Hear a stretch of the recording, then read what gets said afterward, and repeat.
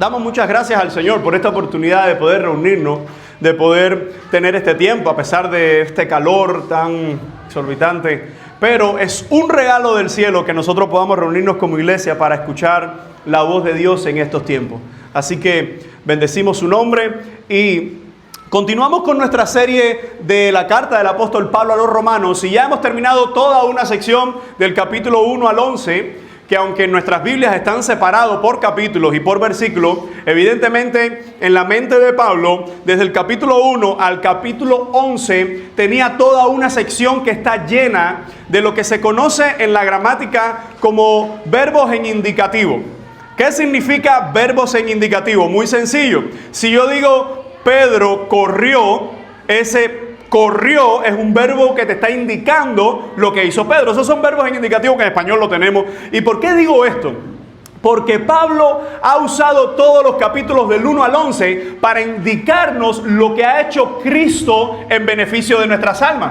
Nos ha indicado, en primer lugar, que el hombre no pudo hacer nada sino pecar y separarse de Dios. En segundo lugar, del capítulo 1 al 11, nos ha indicado que la justificación, la salvación, es por medio de los méritos de Cristo.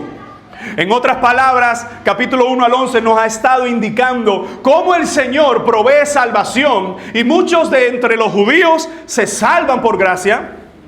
Muchos entre los gentiles que no son judíos se salvan por gracia, y en medio de todo eso Pablo ha enfatizado que el hombre está muerto en pecados y que el hombre solo es santo y salvo por medio de Jesucristo. Ahora, desde el capítulo 12 hasta el capítulo 15, por allá al versículo 13, Pablo va a hacer un giro en el uso de la gramática, y nos vamos a dar cuenta que a partir de este capítulo lo que comienza a aparecer en toda la carta son exhortaciones, son mandatos, son estilos de vida de cómo debe vivir el creyente. Y eso es importante, porque hay personas que te mandan a hacer cosas pero no te dan nada.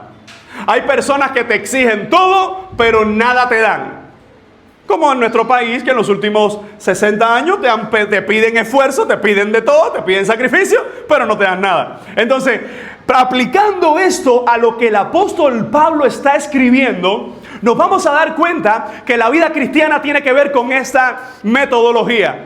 Antes del Señor decirnos qué debemos hacer, antes del Señor darnos imperativos, o sea, mandatos o exhortaciones, primero el Señor nos muestra lo que ha hecho por nosotros. En otras palabras, primero los capítulos 1 al 11 nos están mostrando que solamente en Cristo hay salvación, que solamente en Cristo hay perdón de pecado. Y ahora, una vez salvos, una vez separados de este mundo perverso, una vez siendo justificados por Cristo, ahora nos toca escuchar a partir del capítulo 12 hasta el 15, verso 13, todas las exhortaciones que se nos dan en el Evangelio. Esto no significa que el capítulo 1 al 11 no tenga algunas exhortaciones. Sí tiene algunas exhortaciones, algunos imperativos, pero lo cierto es que toda la carta a los romanos está dividida en estas dos grandes secciones. Primero, lo que Cristo hizo por la humanidad, lo que Cristo ha provisto por medio de la cruz del Calvario, y en segundo lugar, la respuesta de nosotros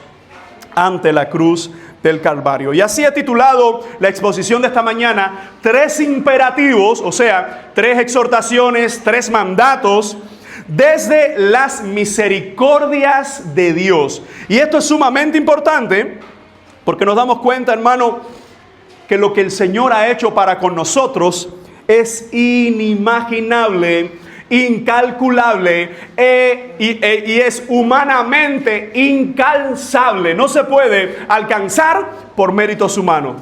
Así que, partiendo en la exposición de esta mañana, tengo como el propósito de toda mi exposición mostrar las glorias o la gloria de la misericordia de Dios en la salvación y cómo esto nos lleva a obedecer los mandatos del Señor. Ese es el propósito de toda la predicación en estos minutos que vamos a estar exponiendo. Mostrar la gloria de Dios a través de la misericordia que Él nos da en su salvación y cómo esto exige una respuesta de nosotros o cómo esto nos guía a obedecer sus mandatos. Y voy a estar dividiendo el texto en esos 3 mandatos o esas 3 exhortaciones que encontramos. En primer lugar, estaremos hablando ese primer imperativo o ese primer mandato: presenta tu cuerpo en sacrificio a Dios.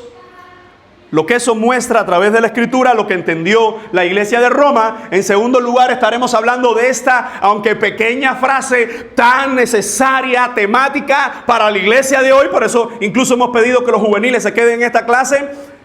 No te adaptes a este siglo, no tomes la forma de este mundo. Y en tercer y último lugar, el tercer imperativo que nos muestra el apóstol: déjate transformar por la renovación de tu mente. Así que, mis amados hermanos, pasamos a ese primer imperativo, por supuesto, con la base textual o la base bíblica siempre expuesta. Dice, lo primero que vamos a encontrar es cómo Pablo presenta este mandato. Y él le dice a la iglesia: así que, hermanos, os ruego, dice, por las misericordias de Dios. Nos damos cuenta que lo primero que Pablo está haciendo, una vez más, recuerden, aunque él va a dar imperativos, él no parte de un imperativo. Él no parte de un mandato, como hacen los hombres. Oye, me hace falta que hagas esto. Y ni aunque sea buenos días. ¿A cuánto le ha pasado eso? Pablo tiene una secuencia contraria. ¿Por qué? Porque en primer lugar, Pablo es un recipiente de la misericordia de Dios. Fíjense cómo dice, así que. Esa cláusula es una cláusula de conexión. ¿Con qué? ¿Con qué está conectando ese así que en el texto? ¿Con qué? Con todo lo que viene desarrollando el apóstol Pablo anteriormente. Si nos damos cuenta, capítulo 9, 10 y 11, que fue la última idea en 3 capítulos, ¿qué nos está diciendo Pablo? ¿Qué nos está mostrando Pablo? Que la justificación de la humanidad, la justificación del pecador, es por medio de Jesucristo.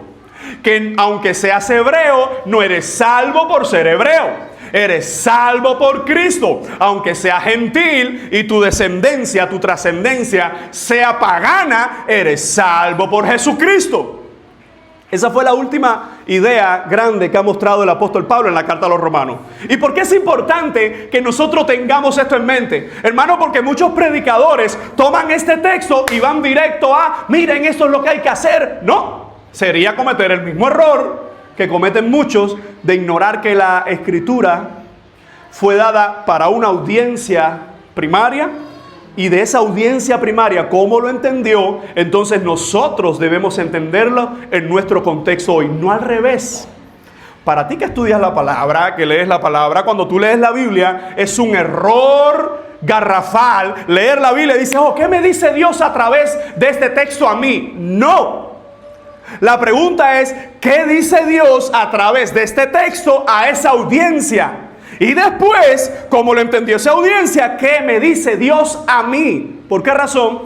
Porque el Espíritu Santo, cuando estaba revelando la carta a los romanos, se la estaba revelando al apóstol Pablo y él estaba escribiendo a la iglesia de Roma. Ah, ¿eso significa que no tiene enseñanzas para mí, que también no es aplicable a mí? No, pero yo soy la audiencia secundaria. Primero los romanos y después nosotros. Así que, recordando esto, que es un ABC de estudio bíblico, Pablo está diciendo, así que, conectando con la justificación que da el Señor Jesús, así que, conectando que tú, no importa la descendencia que tengas étnica, no importa que seas de esta u otra nación, así que, tú entendiendo que solo somos salvos por medio de Cristo, así que, hay en medio de tanta gente perdida un remanente. Es decir, un pueblo escogido por gracia, que ahora no es un pueblo que responde a judío o a gentil, sino que es un pueblo que responde a todo aquel que confiese que Jesús es el Señor. Así que, dice el apóstol Pablo, hermanos, ¿por qué es importante una vez más este término? Porque Pablo no le está escribiendo a gente no creyente. Los mandatos de la Biblia no son para los no creyentes. Los mandatos de la Biblia son para aquellos que son salvos por medio de Jesucristo. ¿Y por qué esto es importante? Porque a la vez las promesas de la Biblia, las bendiciones de la Biblia, tampoco son para los no creyentes. Son para aquellos que son salvos por medio de Jesucristo. Cuando Pablo dice hermanos, Pablo estaba recordando a la iglesia que independientemente que algunos eran judíos igual que Pablo, otros eran romanos, igual que otra nacionalidad que había adquirido Pablo, a pesar de entre todos ellos, Pablo le está hablando a la iglesia del Señor Jesucristo. Pablo le está hablando a un grupo de personas que viven en la capital del mundo conocido, en la capital donde todo lo que ocurre afecta al resto del mundo conocido, porque es el imperio que gobierna por encima de todas las cosas, Roma. Y fíjense cómo el apóstol está diciendo: así que, hermanos, y ahora aparece un término que es muy importante para nosotros, y es el término os ruego. ¿Qué significa cuando usted escucha ese término ruego, rogar? ¿Qué implica eso para usted? A ver. ¿Cómo? Implica humillación. No sé hasta qué sentido, pero puede ser. Ajá, cuando alguien está haciendo un ruego, muestra esa humildad. Ya, lo entiendo desde esa perspectiva. ¿Qué más? Indica ruego. Un ruego. No, a ver, no, ¿cómo? Es una súplica, es una plegaria. ¿Qué más? Una petición. ¿Qué se diferencia a un ruego de una orden que se da? Bueno, una vez más la actitud, una vez más el motivo, una vez más lo que está en el trasfondo. Y fíjense que interesantemente, en esta primera parte que vamos a ver de los ruegos del Señor, o de las peticiones o los imperativos, es muy importante notar que Pablo lo que va a decir a continuación no lo presenta directamente como un mandato, sino como una súplica.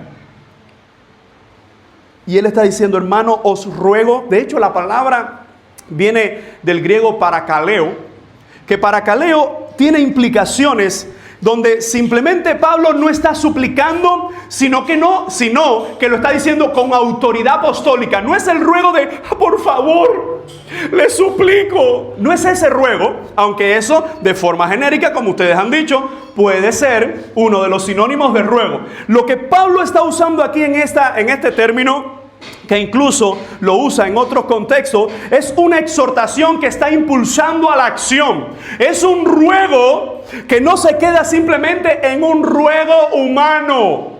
¿Cuántas personas no ruegan a sus dioses y por muy sinceros que sean con sus ruegos, sus dioses no le contestarán? Porque son dioses falsos. Así que lo que está haciendo el apóstol Pablo simplemente no es una definición, sino que el término no es tampoco una súplica débil, sino que es una exhortación pastoral que tiene como fundamento ¿qué cosa? Y aquí es donde entendemos la expresión de te estoy pidiendo esto, pero no es una sugerencia. Os ruego ¿qué dice el texto? Por las misericordias de Dios. De hecho, ¿sabe que cuando Pablo escribe esta carta, se cree que la redactó por allá por el año 56, 58, desde Corinto, mientras que la primera persecución oficial en Roma se desató bajo Nerón en el año 64? Y quiero que entiendas esto. Cuando Pablo está haciendo este ruego por las misericordias de Dios, la iglesia de Roma está a las puertas de una de las persecuciones más agresivas que van a enfrentar, bajo el diabólico y endemoniado Nerón. Todavía no ha ocurrido.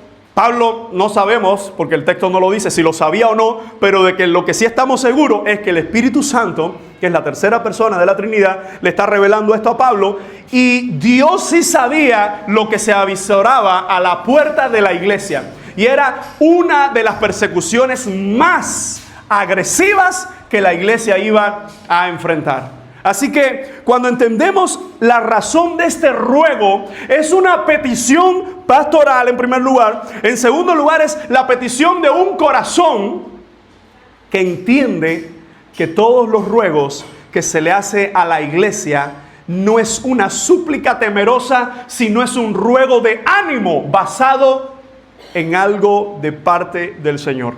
¿Y cuál es ese algo? ¿Qué es ese algo de parte del Señor que se menciona en el texto? Dice, por las misericordias de Dios. La pregunta es, ¿qué significa misericordia?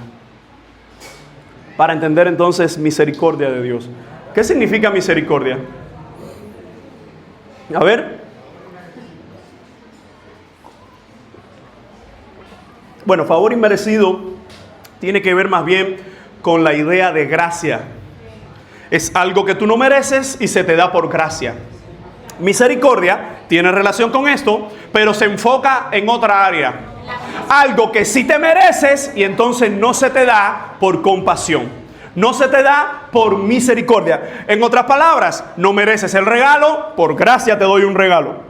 Lo que mereces es un castigo, por misericordia no te lo voy a dar. Ahora, esto es importante porque el término, la palabra griega nos indica esa idea de compasión. Ahora, Pablo está suplicando y él dice, así que hermanos, os ruego por las misericordias de Dios. ¿Qué entendemos cuando alguien te dice que la misericordia de Dios sea contigo? Que la misericordia de Dios te alcance. ¿Qué entendemos o qué le estamos tratando de mostrar a las personas cuando le decimos esto? A ver, Ale. Que Dios tenga compasión de ti, muy bien. ¿Qué más entendemos por la misericordia de Dios? Que Dios nos da amor a través de esta misma amor, el amor de Dios que tiene con nosotros. Ajá.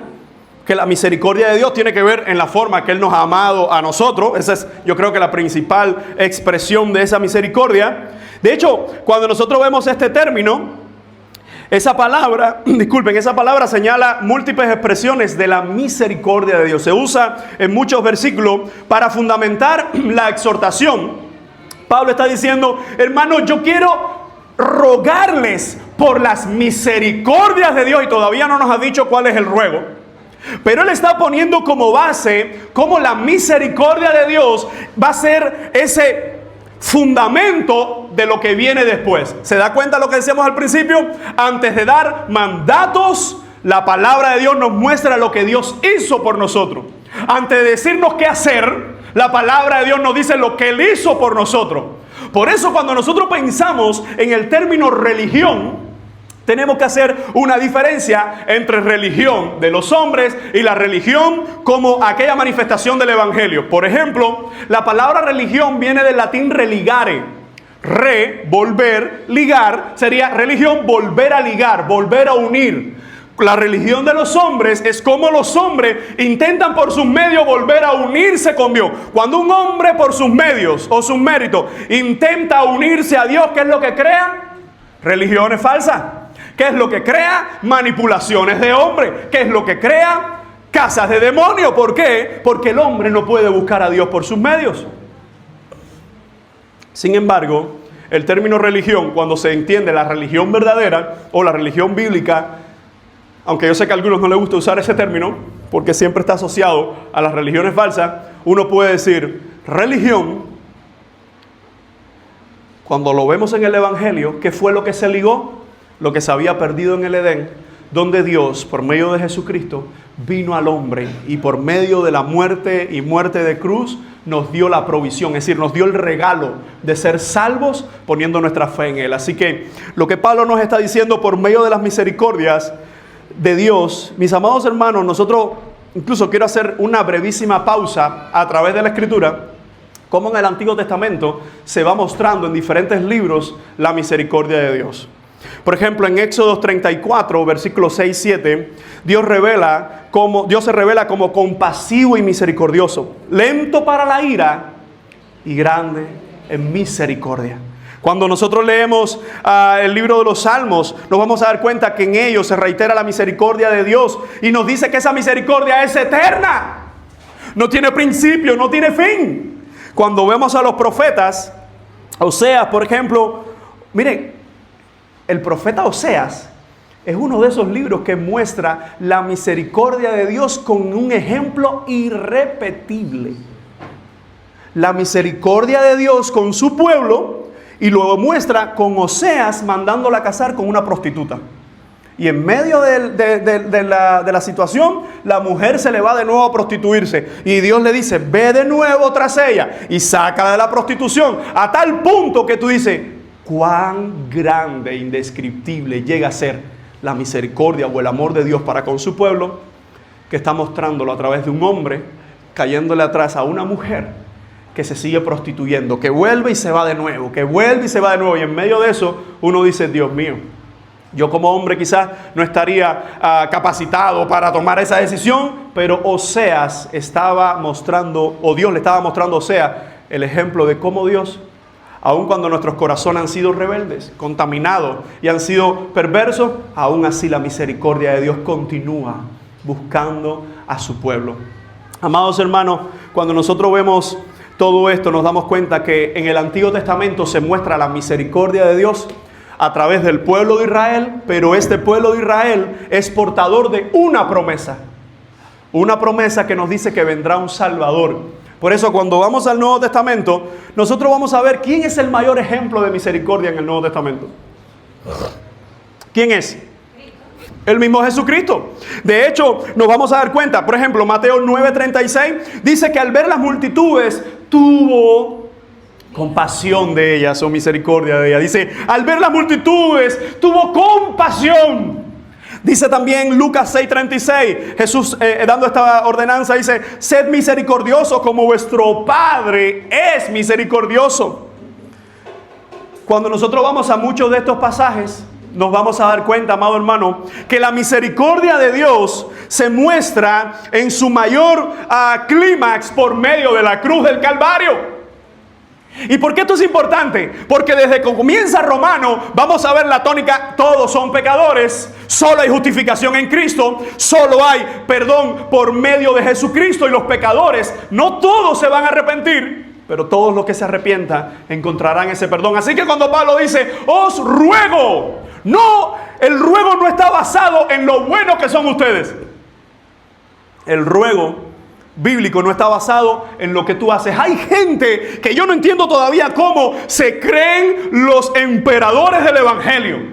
Se creen que ellos son los magnates del evangelio, que ellos son los super ungidos, que ellos son los super maestros, que ellos son los super imprescindibles en la iglesia del Señor.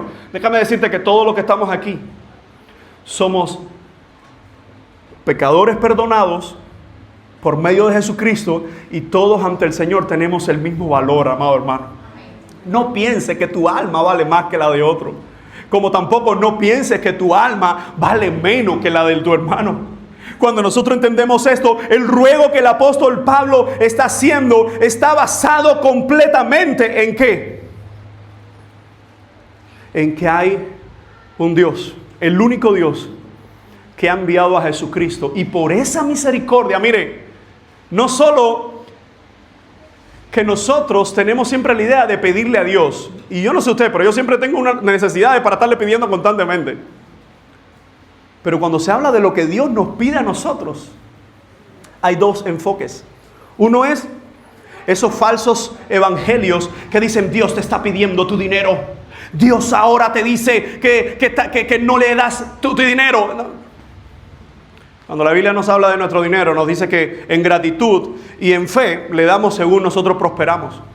Pero no es que Dios te está pidiendo tu dinero. Ahora, cuando la Biblia sí nos muestra lo que Dios nos pide, eso que Dios nos pide, antes de pensar en qué es lo que nos está pidiendo, tenemos que reflexionar en cuál es la base de lo que Él está pidiendo las cosas. Y es por sus inmensas misericordias. Hermano, lo que Dios ha hecho por tu vida. Mire, yo te voy a poner un ejemplo que es un poco drástico, pero piensa que a partir de este momento, nunca más el Señor te contesta una petición o te da una petición. Piensa. Tú digas, ay pastor, no, por favor, que mira, ahora mismo. No. Piensa por un momento esto. Que a partir de este momento, nunca más el Señor te da o te contesta tus peticiones y mis peticiones. Eso no va a ocurrir. Solo piénsalo. Aún así, ya te dio más y ya me dio más de lo que merecíamos. Aun cuando Él hoy no me dé más nada, ya me dio mucho más de lo que merecía mi alma. Hermano, a veces nosotros estamos tan enfocados en todo lo que le estamos pidiendo a Dios que nos olvidamos en hacer pausas para pensar en la misericordia de Dios para con nosotros. Y esa misericordia no solo está enfocada en las cosas que hay personas que tienen accidentes, que hay personas que enfrentan desastre. No, esa misericordia, aunque eso lo puede incluir, está enfocada en toda la ira de Dios que venía sobre nosotros y cómo por medio de la cruz del Calvario el Señor nos separó. Por eso quiero decirte de esta forma, mi amado hermano. Piensa conmigo esto. Cuando Pablo está diciendo, así que hermanos, os ruego por las misericordias de Dios, nosotros vamos a entender cuál es el primer imperativo. Fíjense lo que dice, que presentéis vuestros cuerpos en sacrificio vivo, santo, agradable a Dios, que es vuestro culto racional. Pocas palabras y mucho que engloba cada uno de estos elementos. Primero, este imperativo, como les mencioné hace unos minutos, si se da cuenta, está presentado no de una forma imperativa, sino detrás de un ruego. No como los dos que vamos a ver, el segundo imperativo y el tercer imperativo. Este primer imperativo es, yo les estoy rogando que hagan esto. Les estoy rogando que presenten vuestros cuerpos en sacrificio vivo. Amado hermano, ¿qué entendemos nosotros por esta palabra? Presentar. ¿Qué entendemos? ¿Qué viene a nuestra mente cuando pensamos en ese término presentar? ¿Cómo? Ofrecer, entregar, ¿qué más? ¿Cómo? Sí, tiene que ver con, está bien, con mostrar algo, ¿qué más podemos entender de ese término? Tiene que ver con dar algo. Ahora, esto es importante. ¿Cómo? Ponerlo a disposición de algo. Ahora, fíjense que ese término presentar es sumamente importante porque esto es una palabra que está relacionada con los sacrificios del Antiguo Testamento. Cuando nosotros vemos este término, presentar, el término griego tenía que ver con la idea de lo que hacían los sacerdotes. Ellos presentaban el sacrificio, ¿a quién? A Dios. ¿Por quién? ¿Por ellos o por el pueblo? Y por los dos, la mayoría de las veces. Y esto es sumamente importante porque lo que Pablo está diciendo, ¿se dan cuenta, hermanos? Porque hay que entender el fundamento de estos imperativos. ¿Cuál es? Las misericordias de Dios. Porque lo que Pablo va a hablar ahora es de sacrificio. Lo que Pablo va a hablar ahora es de ritos del Antiguo Testamento. Pero son muy diferentes los ritos de los creyentes a los del Antiguo Testamento, por la sencilla razón de que ya hoy nosotros tenemos el sacrificio perfecto por medio de Jesucristo. Así que cuando el término nos está diciendo, os ruego que presentéis, la idea es traer como una ofrenda, como algunos mencionaron, traer como una ofrenda. Pero ¿qué es lo que hay que presentar? Porque en el Antiguo Testamento y parte del Nuevo Testamento, hasta que Cristo muere y resucita, el sacrificio tenía varias ideas, ¿sí o no? ¿Qué era necesario para hacer un sacrificio? Según la ley de Moisés.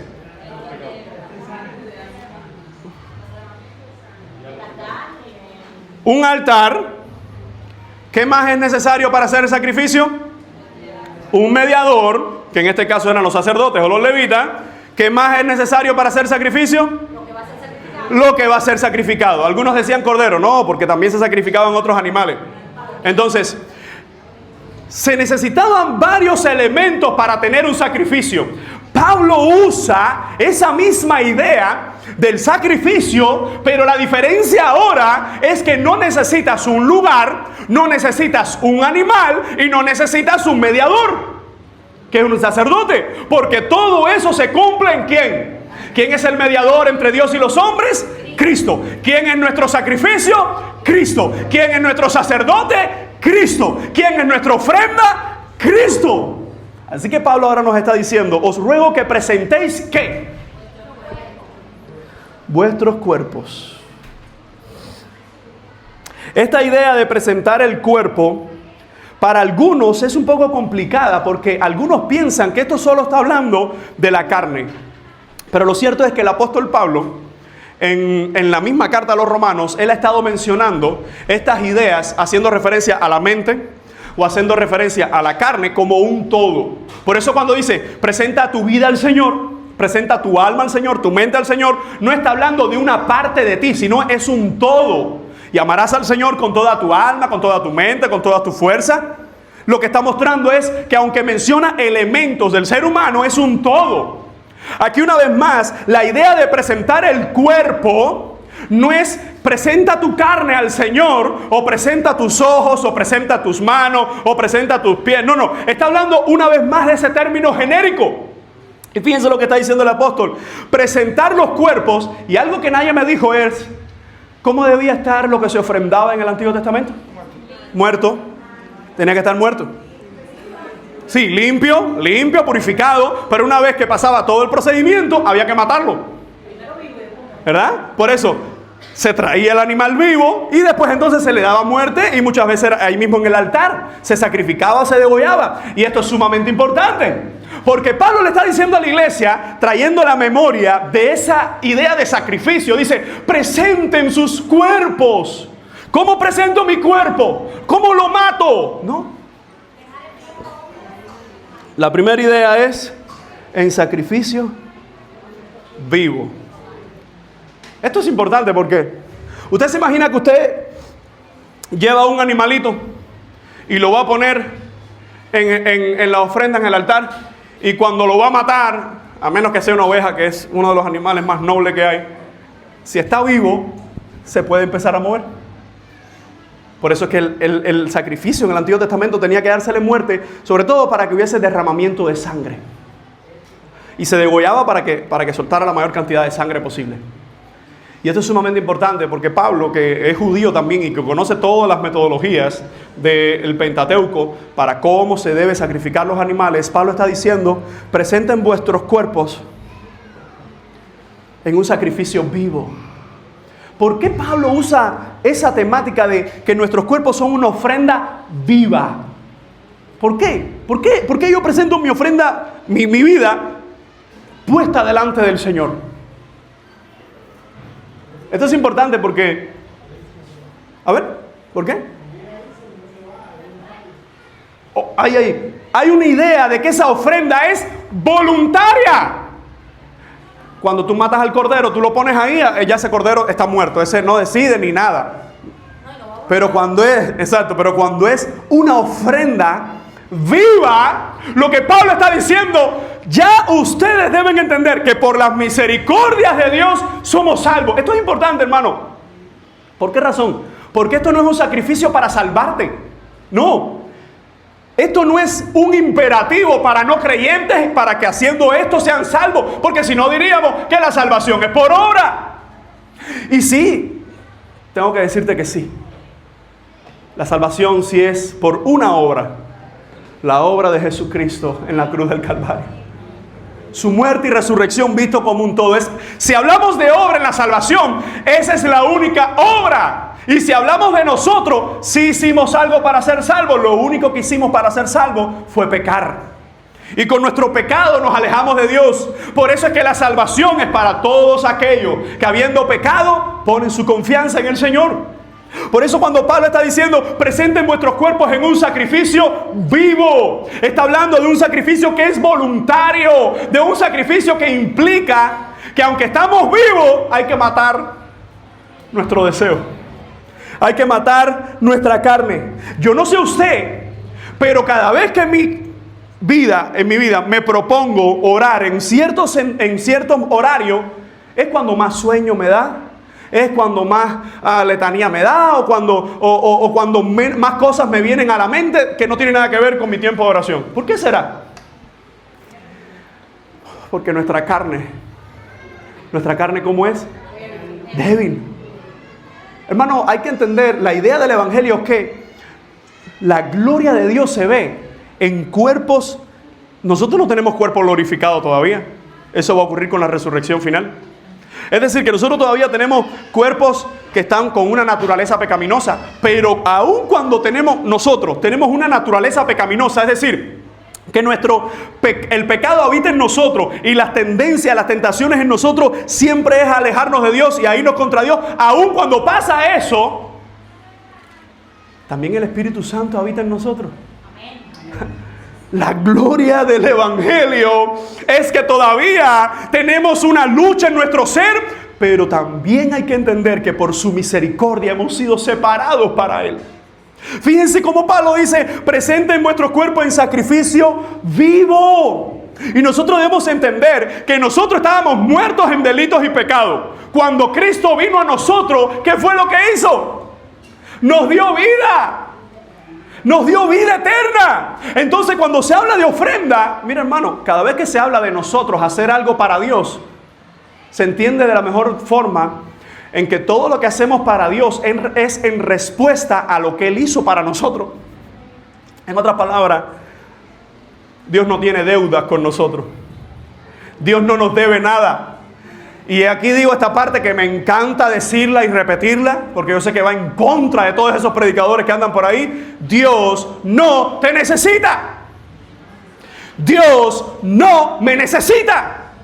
Para aquellos que se creen imprescindibles para Dios, Dios no necesita tu alma. ¿Cómo, pastor?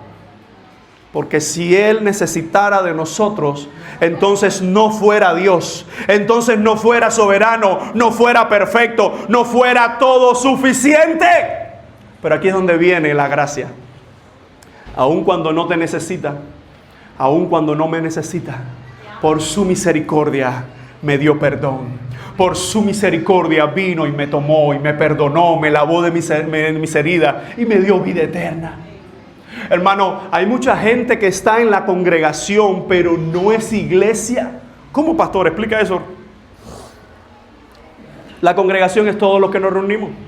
La iglesia son, en medio de todos los que nos reunimos, los que son perdonados por el evangelio, los que son santos, los que son salvos y los que viven para agradar al Señor. En otras palabras, no hay cristianos independientes. No hay cristianos que son MIPYME, que son TCP. No existe cristiano particular. Existen cristianos que son añadidos al cuerpo de Cristo. Y ese cuerpo de Cristo, de forma general, se ve en todas las iglesias que viven para Cristo de forma genuina. De forma local, en esta iglesia, en esta congregación. Así que cuando Pablo está diciendo: os ruego que presentéis vuestros cuerpos, dice, en sacrificio vivo. Primero, recuerda que el que tenía que morir en la cruz murió y resucitó. Que tú estabas muerto y por medio de Cristo ahora eres vivificado. Y que siendo vivificado, preséntate al Señor como una ofrenda.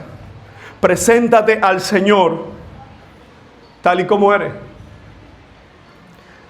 Hay personas que valoran más a gente de la congregación porque son más pudientes. Eso es pecado. Hay personas que valoran más a ciertas personas de la propia congregación porque tienen, no sé, quizás porque tienen mejores ingresos, quizás porque tienen, no sé, por lo que tengan.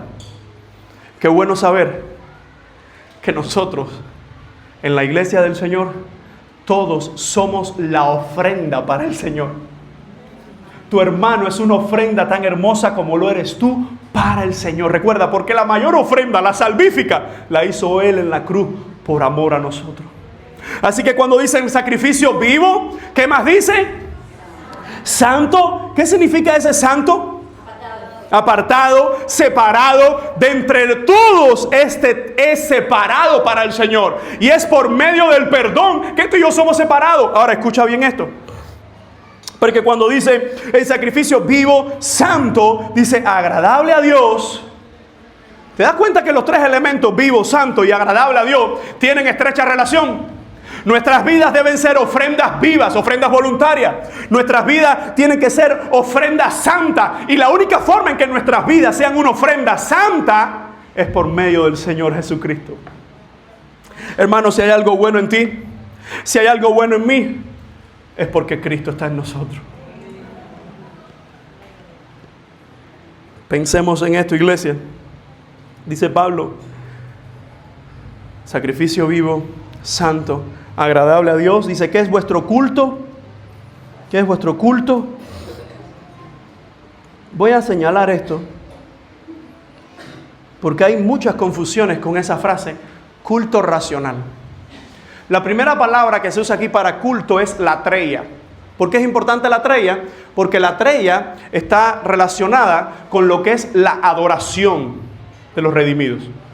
De hecho, cuando se habla de liturgia, es una palabra que se relaciona con esa palabra también, porque la idea de latreia en el Antiguo Testamento tenía que ver con los ritos, es decir, con lo que hacían los sacerdotes. Y tú y yo sabemos que todo lo que hacían los sacerdotes, aunque era un rito, todo eso, dice Pablo después, aclarando en el Nuevo Testamento, todo eso era una sombra, es decir, todo eso apuntaba ¿a quién?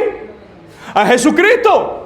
Entonces, cuando Pablo dice la ofrenda de sus cuerpos en sacrificio vivo, santo, agradable a Dios, dice, esto es vuestra adoración, o esta es vuestra obediencia. Y ahora usa el término racional, que yo no sé por qué algunos han confundido que esto tiene que ver con ración, que esto tiene que ver con por porciones.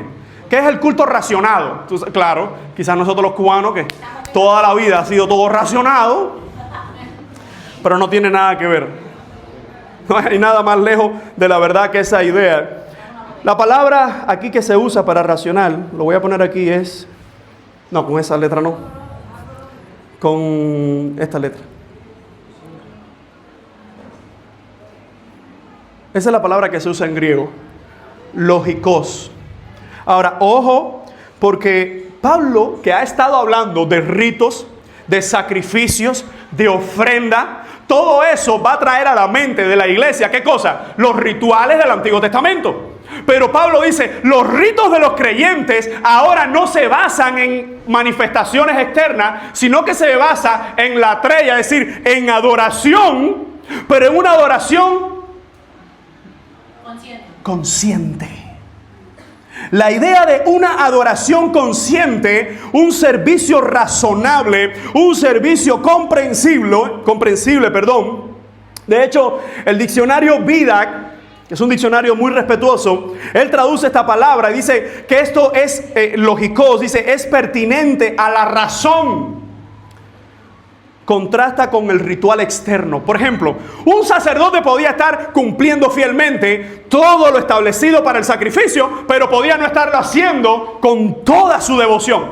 Por ejemplo, tenemos a Nadab y Abiú, tenemos a los hijos de Eli, Omni y Fines, los tenemos ahí, y nos vamos a dar cuenta que aun cuando muchos de esos sacerdotes fueron fieles en el cumplimiento estricto, su comprensión, su raciocinio, su vida y su voluntad y su obediencia estaban separados de esto. Era todo un rito religioso.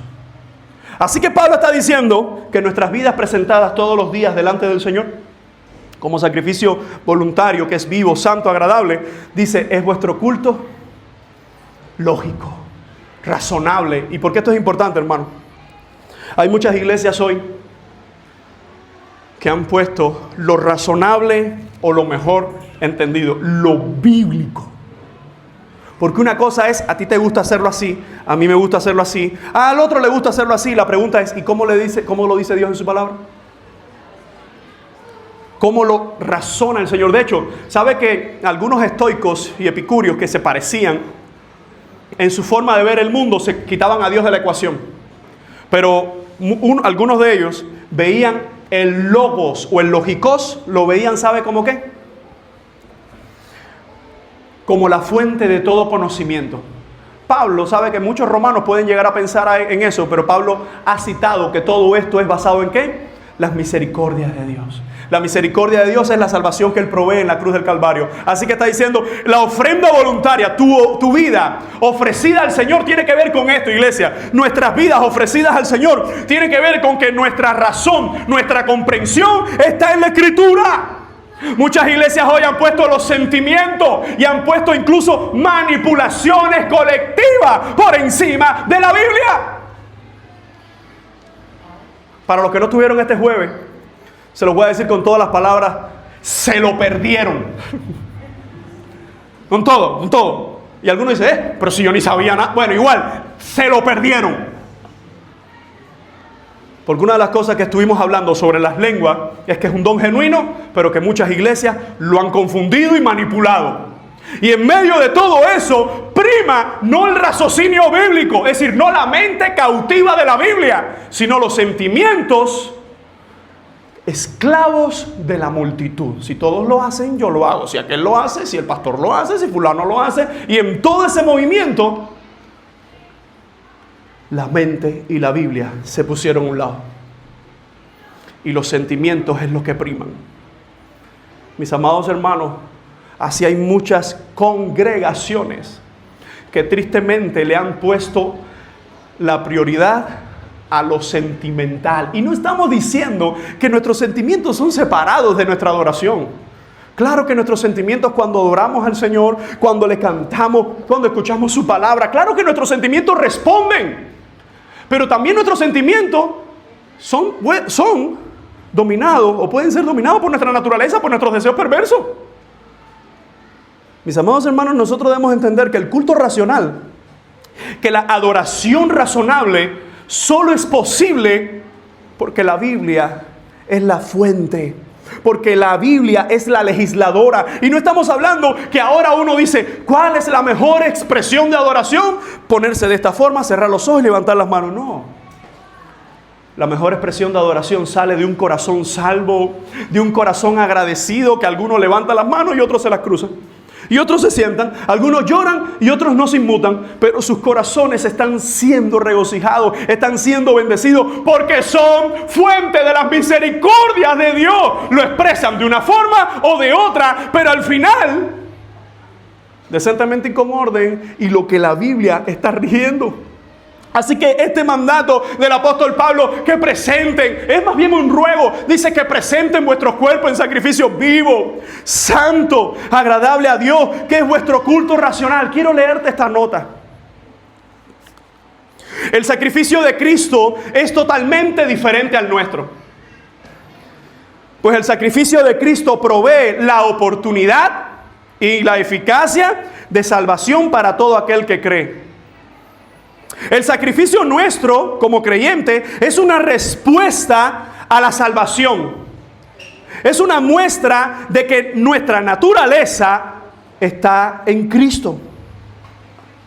Es señal de que el Espíritu Santo nos guía. El sacrificio nuestro es señal de que el Espíritu Santo nos guía y que Él lleva a cabo su obra en nosotros. El sacrificio de Cristo es para la eternidad. El mío es temporal, hasta que el Señor me reciba en sus brazos. El sacrificio de Cristo es perfecto. El mío comienza en Cristo, continúa en Cristo y terminará en Cristo. Hermanos, el sacrificio que se nos exige, el sacrificio que Pablo le estaba exigiendo a los creyentes, es que ellos fueran una ofrenda voluntaria en respuesta a la salvación, en la misericordia del Señor. Tú y yo somos ofrendas para Dios. Y una forma bien sencilla es que en esta mañana, alrededor del mundo y alrededor de nosotros, hay mucha gente que no, tienen otras cosas más importantes que hacer. Pero mi ofrenda es adorarle a Él y vivir para Él. Amados hermanos, esto nos va a llevar a nosotros a entender el segundo imperativo. Y así de corto es: no os conforméis a este siglo. Mientras que el imperativo anterior o el mandato anterior era un ruego, ahora Pablo sí está usando gramaticalmente un mandato. Dice, no os conforméis. ¿A qué le suena a usted esa frase? No se conformen. ¿A qué le suena eso? ¿Qué podemos entender en esa frase? No se amolden. No se amolden. Muy bien. ¿Cómo? No se adapten. Incluso hay una traducción que lo pone así. No se adapten. De hecho, ahora aquí hay un cambio que es importante para nosotros entenderlo en el español. En el idioma original que Pablo está usando aquí, ese no se adapten tiene una voz que es pasiva. Y le voy a decir cómo se traduce eso. Una cosa es que yo te diga en voz activa, no hagas eso. Y otra cosa es que yo te diga, no te dejes dominar por eso. De hecho, la palabra que está usando Pablo aquí, ese no se adapten, tiene esa idea pasiva. Porque él está diciendo, no se dejen formar, o más bien deformar. ¿Por qué? Por este siglo. Cuando uno coge agua, nosotros sabemos que el agua no tiene forma. Incluso ayer en la misión Héctor estaba predicando y usaba ese mismo ejemplo. Antier, en la misión. Cuando nosotros vemos el agua no tiene forma. ¿Qué forma toma el agua? O si podemos decir, para congelarla, la del recipiente. Es decir, que en realidad no tiene forma, sino que adaptó o tomó la forma de un agente externo. Y no vamos a hablar de filosofía, ni vamos a hablar ahora de más ejemplos de este tipo. Cuando Pablo está diciendo, no os conforméis a este siglo, o no se adapten a este siglo, ¿a qué hace referencia él con el término este siglo? A este mundo con sus prácticas, a este mundo con su filosofía, a este mundo con sus deseos. Y fíjense que esto es sumamente importante, porque ¿a quién se lo está diciendo Pablo? A los romanos. Y uno debería hacerse la pregunta, ¿cuáles eran las principales influencias negativas o las principales formas contaminadas que tenían los romanos que podía afectar a la iglesia? Hermanos, hoy hay iglesias que se parecen más al mundo que a la iglesia de Cristo. ¿Por qué? Porque empiezan a ver iglesias que están en las redes sociales y que, mira, me gusta que, no me gusta esa forma. ¿Y por qué no sacamos humo? ¿Y por qué no sacamos al predicador con un cable así que caiga por aquí? ¿Y por qué no hacemos y tiramos polvo? ¿Y por qué?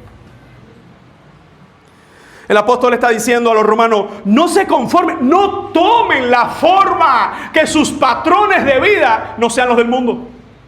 Y esto es sumamente importante. ¿Por qué razón? En primer lugar, los cristianos del primer siglo enfrentaban fuertes pasiones en la iglesia de Roma. Quiero mencionarte algunas de ellas. Primero, algunas influencias externas que habían en Roma. La cultura pagana romana era una cultura politeísta. ¿Qué significa politeísta? Que tú salías de la congregación o ibas hacia la congregación y tenías templos paganos por todos lados. Tenías gimnasio, que era el lugar donde la gente hacía ejercicio desnudo. Y tenía gente desnuda ahí. Tenías carnicería, donde habían carne que sobraba en el templo y lo vendían después aquí a precios más baratos para que la gente comprara, pero era carne sacrificada a los ídolos. Y en medio de todo eso, la idolatría y el culto a la personalidad, porque había culto también a emperadores.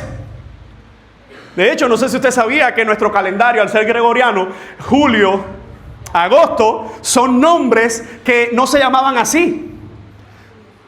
Tenían nombres latinos, de quintuplus, de sextuplus. Esos dos emperadores en fechas diferentes tomaron y dijeron, no, se acabó, que me pongan el nombre mío a ese mes. Y le pusieron así julio y agosto. Nadie se sienta mal si cumplen julio y agosto. Pero vemos la influencia de la adoración al hombre. No estamos lejos de eso en Cuba.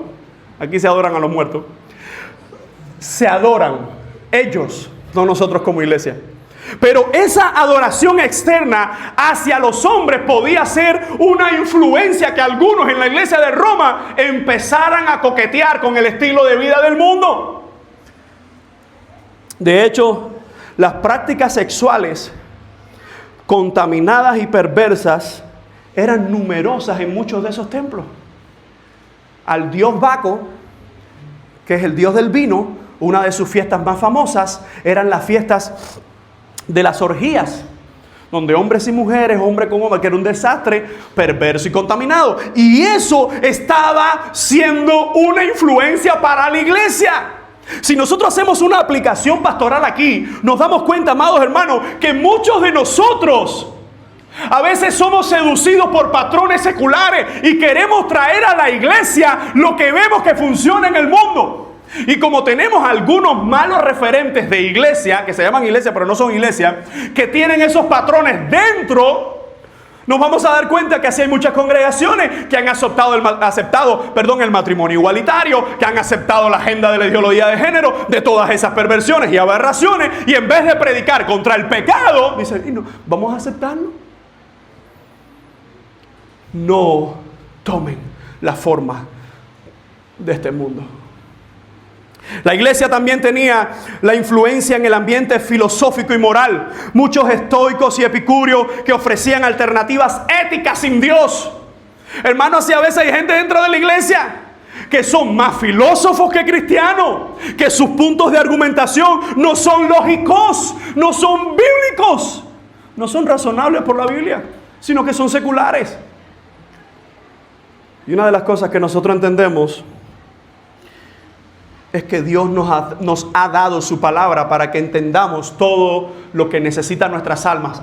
Y todo lo que esta sociedad va investigando, toda la ciencia que se va desarrollando, está ahí para entenderla, conocerla, pero cuando algo de esa ciencia contradice la Biblia seguirá teniendo la razón. Y es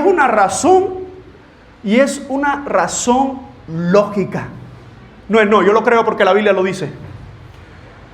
Hermanos, ya la Biblia decía que el Señor estaba sentado sobre el globo de la tierra cientos y cientos de años antes que a un loco se atreviera a decir que la tierra era circular y que lo llevaran, por eso lo declararon hereje.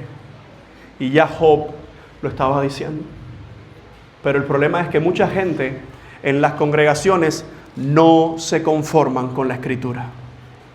Pablo le está diciendo a los romanos, no tomen la forma de este mundo. Y eso de tomar la forma de ese mundo, primero tenía que ver como ya mencionamos, con la cultura pagana. Segundo, con las influencias filosóficas. Tercero, con las prostituciones sexuales. E incluso entre las comunidades judías habían conflictos en Roma. ¿Sabe por qué? Porque Claudio, emperador, en el año 49, él expulsó a los judíos de Roma por disturbios relacionados con Christus. Algunos creen que tenía que ver con Cristo. Al regresar tras la muerte de Claudio, en el 54, los judíos y los judio-cristianos, es decir, los judíos que ya se habían convertido al evangelio, se encontraron con comunidades cristianas que mayormente eran gentiles. No nos damos cuenta que Pablo dedica capítulos 9, 10 y 11 a hablar de la salvación a gentiles y a judíos. A gentiles puestos entre los judíos, a judíos sacados de entre las ramas. Y en medio de todo ese conflicto, ¿cuál era el conflicto? Que muchos judíos o algunos judíos que habían estado dentro de la iglesia creían que la salvación seguía siendo por obra, por el Antiguo Testamento. Y Pablo le dice a esa iglesia, no tomen la forma de este mundo. ¿Cuál es el patrón de nuestra vida de santidad? Cristo. Y solo puede ser Cristo. Tenemos hermanos, hermanas que son de ánimo para nosotros en cómo han corrido la carrera cristiana, pero el patrón de nuestra vida, nuestro molde, es la estatura del varón perfecto, Cristo. Mis amados hermanos, nos vamos a dar cuenta que estas influencias internas incluso había traído conflicto a la iglesia de Roma. No tomen la forma de este siglo. Jóvenes,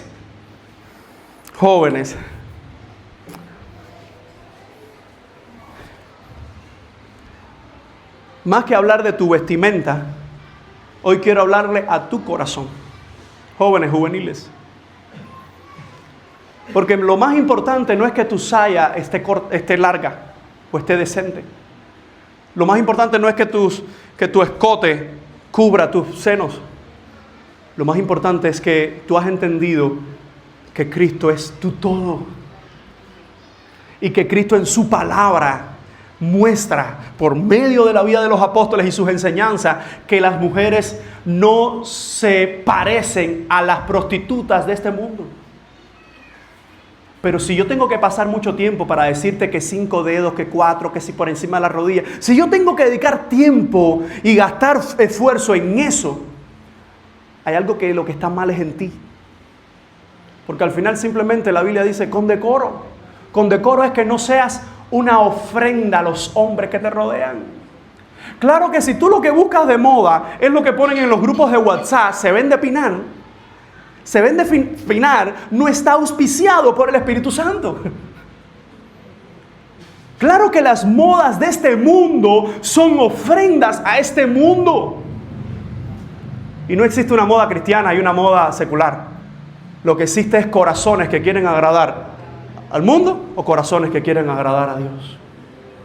Por eso cuando Pablo dice, no tomen la forma de este mundo en este segundo imperativo, que es, lo vuelvo a repetir, un imperativo pasivo, lo que está diciendo es, no se dejen moldear por este mundo. No, pero es que yo veo que Jesús Arán Romero lo hace así. No, pero es que yo veo que Yesenia no sé quién lo hace así. Es que yo... Hermano, este mundo ya no está en el mundo. Este mundo ya está metido dentro de las congregaciones. Parece filosófico, pero no. Estoy tratando de ser lo más claro posible. Antes podíamos decir, no nos podemos parecer al mundo. Y ahora podemos decir, mirar al que está al lado y decir, no me quiero parecer al mundo. ¿Por qué? Porque una cosa muy diferente es cuando la iglesia legisla, aquí hay que vestirse así, hay que hacer así, hay que hacer... No. La palabra del Señor nos muestra. La palabra del Señor nos muestra que si hemos sido salvos, nuestras vidas son constantes ofrendas a Él. Ofrendas en lo personal, ofrenda en lo colectivo, ofrenda en lo intelectual, ofrenda en cómo me visto, en cómo hablo, incluso en cómo pienso. Y la única forma de que mi vida, de que mis pensamientos, de que mis acciones, de que mi vestimenta, todo muestre el Evangelio, es cuando verdaderamente soy salvo por el Evangelio. Pero hay muchos que aún así dicen, pero es que aún así me gusta como parece el mundo. Este mundo pasa. Este mundo pasa y sus deseos, pero el que hace la voluntad de Dios permanece para siempre. Así que lo que nos estamos dando cuenta es que por medio del Evangelio estamos llamados a no dejarnos vencer por este mundo y a adaptar sus prácticas pecaminosas. Nosotros debemos mostrar el patrón o el modelo para este mundo. Hermano, cuando tú ves al mundo, no mires en el mundo tu patrón de vida. Mira en el mundo que esos modelos o esos patrones necesitan el modelo por excelencia que ya está en ti, que es Jesucristo. ¿Quién puede decir amén? Amén. Y por último quisiera hablar del último imperativo. Sino transformaos por medio de la renovación de vuestro entendimiento. Déjate transformar. La traducción arriba del enunciado, del punto, está puesto con toda intención. Cuando aquí dice el texto, déjate transformar. Déjate transformar es la idea que tiene esa palabra en el original. Porque una vez más, transformaos es pasiva.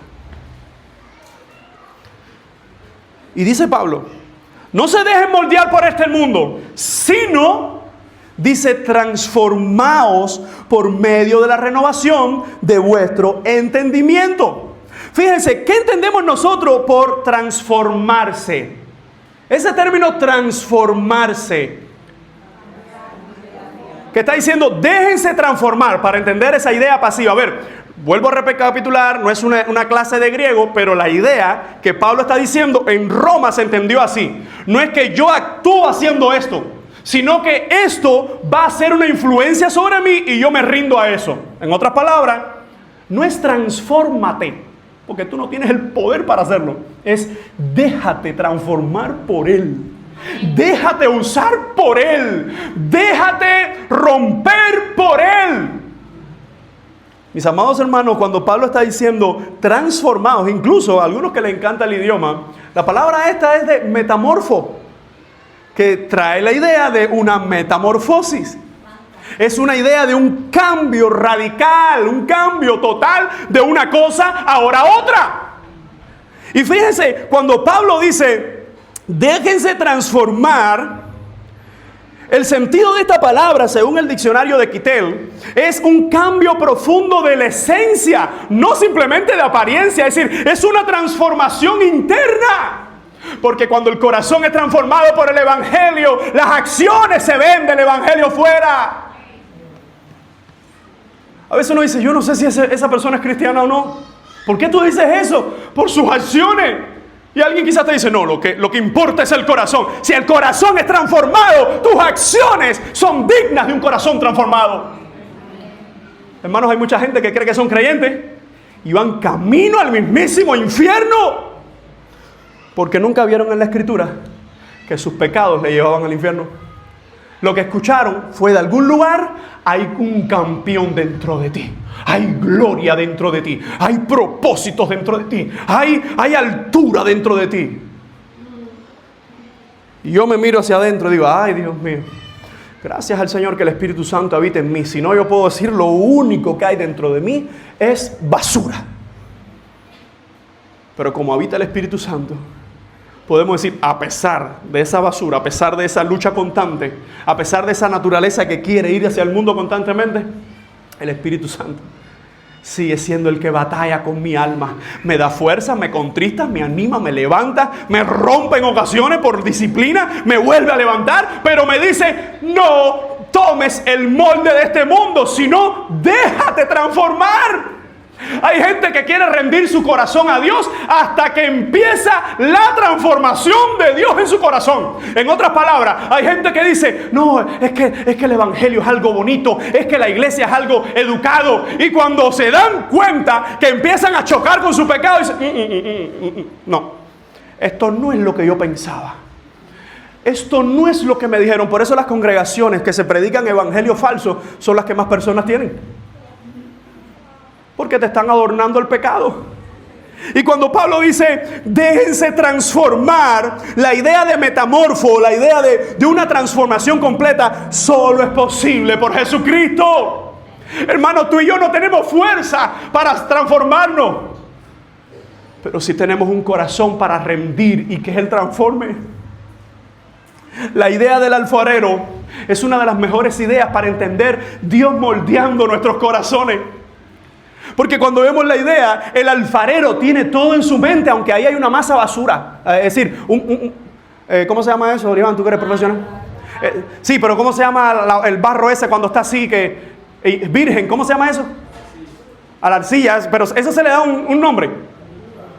Esa es impuro, eso está ahí. Pero cuando tú que eres artista y hay otros que se creen que son artistas. No, está bien. A los que son artistas, tú puedes ver una hoja en blanco. Vamos a quedarnos con la arcilla. Tú puedes ver esa arcilla, pero en la mente del artista no está viendo ya la arcilla. ¿Qué está viendo? Ya estás viendo la obra. Y yo puedo estar al lado. ¿Qué está haciendo? Es churre, fango, ¿qué cosa es eso? Pero en la mente del artista hay una imagen que se va quitando. En una ocasión le preguntaron a un excelente artista, ¿cómo lograste eso en el barro? Y él dijo, esa imagen siempre estuvo ahí. Yo solo quité lo que sobraba. Porque en su mente, él no estaba haciendo algo, no estaba viendo algo inservible, sino una obra extraordinaria que estaba dentro de esta persona, en su mente, en su corazón. Y simplemente empezó a quitar ¿qué? Lo que sobra. Hermanos, esa idea, déjense transformar. ¿Por qué luchas contra Dios? En la obra que Él está haciendo en tu corazón. A veces nos encontramos luchando no contra nosotros, sino contra la obra de Dios en nuestros corazones. Por eso, mire, cuando uno habla del término disciplina bíblica, la disciplina bíblica que ejerce la iglesia, y estoy hablando de la que ejerce la iglesia porque hay también disciplina individual, que la propia persona dice, mi corazón tiene que ser disciplinado, Señor, perdóname por esto, y esa misma persona se compunge. La disciplina bíblica, que es la que trasciende al ámbito de lo público, esa disciplina siempre, hermano, siempre es temporal. ¿Por qué? Porque es una etapa donde eso que se torció, eso que se quebró, se busca restaurar, pero es temporal. ¿Y por qué digo esto? Porque a veces hay personas en las congregaciones que llevan 4, 5, no sé, el tiempo que llevan. Y eso no es solo aquí, eso en cualquier congregación. Donde tú ves esa persona que no quiere hacer nada para el Señor, que no quiere ponerse en las manos del Señor. Hermano, los fundamentos que hay que reevaluar, primero es la salvación, si verdaderamente somos salvos. ¿Por qué? Porque la disciplina no es un castigo. La disciplina es un grito de amor de la iglesia a alguien que ha fallado, pero que en Cristo va a tomar el molde que el Señor tiene. Hermano, aquí nadie en esta iglesia se castiga. Si algunos pasamos por el proceso de disciplina, siempre será para seguir moldeando a la estatura del varón perfecto. Por eso cuando Pablo dice, déjense transformar, ahora él usa el medio. Por medio de anacainosis, del cambio total, del cambio de lo terrenal, del cambio de lo humano, de lo filosófico, de lo psicológico, de todo lo que está en este mundo. Dice, por medio de la renovación de vuestra ¿qué? Dice aquí entendimiento. En griego lo dice más fácil, nuestra mente. Déjense transformar por medio de la renovación de vuestra mente. Cerrando la idea de ahorita, Lo que hace el artista es cuando quita todas esas impurezas que desde el principio le estaba viendo ya la forma. Piensa por un momento cuando nosotros nos resistimos a la obra del Señor en nuestras vidas. Hermano, usted me disculpa, que yo sé que es pesado verme así sudar tanto aquí. Me disculpa porque yo sé que eso es pero ya no puedo hacer más nada. Ok, haciendo esa pausa, vuelvo a la idea. ¿Usted se imagina que en la mente del artista está tan claro la obra? Pero la masa dice, no me gusta de esa forma. A veces así nosotros nos volvemos a nuestra vida. No. De esta forma no, Dios. A veces tú estás orando por algo y Dios te pone no. Y Dios te dice no. Y Dios te dice no. Y Dios te dice no. Y tú dices, no, pero yo quiero que sea así. Pregunta, ¿tú estás orando para que Él moldee su voluntad en ti? Pero cuando le empieza a moldear, hasta ahí ya tú quieres que Él moldee su voluntad. Tú dices, no, fírmame aquí, Señor. Tú nada más, no te olvides de lo que diga arriba. Tú fírmame aquí, apruébame aquí. Pon tu firma y más nada. Amado hermano, no funciona así en el Evangelio. No funciona. La vida cristiana, de comienzo a fin, la firma, el contenido, la obra, todo, está en la cruz del Calvario. Y nosotros lo más que podemos hacer, o lo único que se nos permite hacer, es creer por su gracia, es arrepentirnos de nuestros pecados por fe, por poner nuestra confianza en Él, y a partir de ahí comienza una vida, escucha bien, de rendición. Todos los días nos levantamos, todos los días rendimos nuestra voluntad y nuestros deseos a Él. Eso es, déjate transformar por medio de la renovación de vuestra mente. Déjate transformar por medio de un cambio radical de tu corazón y de tus pensamientos. Hermanos, la idea que mantiene el apóstol es: sigue permitiendo que se te transforme. En la salvación hemos sido transformados, es decir, hemos sido santificados, separados para Dios, pero ahora viene un proceso entre la salvación hasta la segunda venida. Hay un proceso, o hasta que partamos de esta tierra, hay un proceso de santificación. Y el Señor sigue moldeando nuestras mentes y sigue moldeando nuestros corazones y seguimos creciendo en su palabra. Fíjense, nosotros no adoramos la Biblia, nosotros adoramos al Dios de la Biblia, y mientras más adoramos al Dios de la Biblia, su palabra se vuelve más nuestra regla de fe y práctica. Hay personas que lo único que creen de esa frase, que es una frase ortodoxa, es decir, que es una frase de la iglesia genuina de Cristo, la Biblia es mi regla de fe y práctica, le añaden una parte, la Biblia es mi regla de fe y práctica hasta que me toque algo sensible. En el Evangelio, como una vez estábamos en encuentro de matrimonio y una de las hermanas dijo, se confundió en la terminología, creo que fue Ari, ¿te acuerdas? No, porque el esposo nos dice, él dio un cambio de 360 grados. ¿Te acuerdas? Nos reímos todos, 360 grados.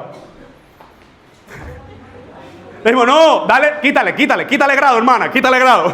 180, que es un cambio radical. Íbamos hacia la muerte y fuimos perdonados. Ahora, el que nos está moldeando, la forma que está buscando en nosotros, es la forma que da gloria a su nombre. Voy a hacer esto en aplicaciones prácticas. Dejarme transformar no es imposible, pero es una batalla. Porque es rendir lo que yo pensaba, lo que yo quiero o lo que yo quería, comenzar a rendirlo en lo que Dios piensa y en lo que Dios determina en su voluntad, en su palabra. Cuando Pablo nos dice, sean transformados, déjense transformar por medio de la renovación de vuestro entendimiento. De hecho, la Nueva Biblia de las Américas traduce este versículo, y lo digo para aclaración, cuando dice la segunda parte, para que comprobéis cuál sea la buena voluntad de Dios, agradable y perfecta. La Nueva Biblia de las Américas dice, para que verifiquen cuál es la voluntad de Dios, lo que es bueno y aceptable y perfecto.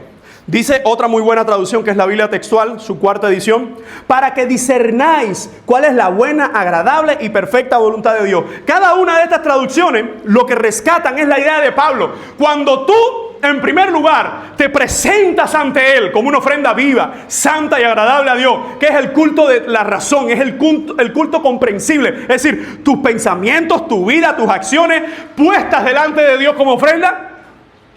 Cuando tú no tomas o no te dejas moldear por este mundo, Y cuando tú eres transformado por medio de la renovación de tu entendimiento, en otras palabras, cuando tú sigues rindiendo tu alma al alfarero, al que obra en ti y en mí, dice, ¿todo esto para qué es?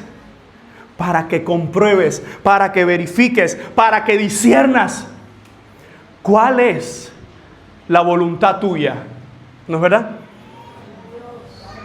Para que tú entiendas cuál es la voluntad tuya. Para que entiendas y compruebes cuál es la voluntad de Dios, que es agradable y perfecta. Pero es agradable, mire, escuche, esos dos adjetivos, agradables y perfectos, la mayoría de las veces no van a ser agradables y perfectos para nosotros. Pero la voluntad de Dios es agradable y perfecta para Él. Quisiera entonces terminar, hermano, con la idea de estos 3 imperativos que el apóstol Pablo le dio a la iglesia. 3 imperativos desde las misericordias de Dios. 3 imperativos que nos recordarán que solo el Señor obra perfectamente en nosotros, mientras que nuestra obra es imperfecta. En primer lugar, presenta tu cuerpo en un sacrificio vivo. Tú y yo somos una ofrenda para Él. Y escucha bien, no somos una ofrenda para salvarnos. Somos una respuesta de su salvación. Él me ha salvado, pero mi vida sigue siendo una ofrenda ante Él. En segundo lugar, no te adaptes a este siglo. Hermano, no nos dejemos moldear por los patrones pecaminosos de este mundo. Y en tercer y último lugar, déjate transformar. Dejemos transformar nuestros corazones, nuestras mentes por el Señor. El propósito que les dije al principio, se lo vuelvo a recordar a otro. Solo me he propuesto mostrar la gloria de la misericordia de Dios en nuestra salvación. Y cómo esa gloria de su misericordia en nuestra salvación nos lleva a obedecer estos mandatos.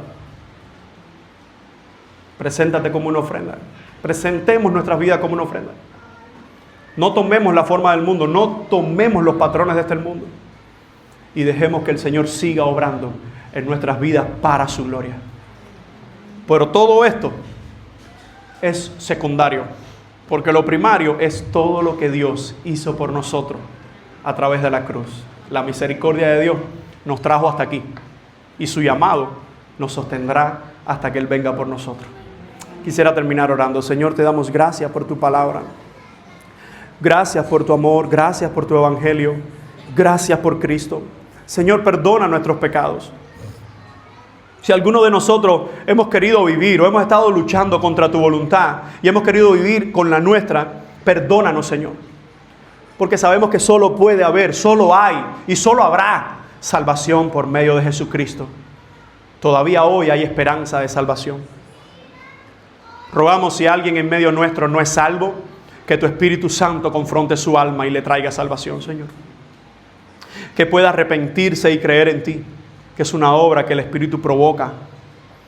Y para tu iglesia también te pedimos en esta mañana, Señor, da fuerza a nuestras almas, porque te necesitamos. Porque nuestras vidas no tienen sentido si Jesucristo no está en nosotros. Pero como sabemos que Cristo, tú vives en nosotros, sabemos que tú nos has dado, Señor, tu Espíritu Santo. Ayúdanos a vivir tu evangelio, porque sabemos que es imposible poner en práctica estos mandatos, estas exhortaciones, estos imperativos, si primero no somos salvos por el Cordero, si primero no somos perdonados, si primero no somos, Señor, responsables de nuestros pecados ante ti y reconocemos que en ti hay perdón y vida eterna. Te bendecimos y rogamos que tu iglesia siga siendo bendecida por el poder de la sangre del Cordero. En el nombre de Jesús. Amén y amén. Que el Señor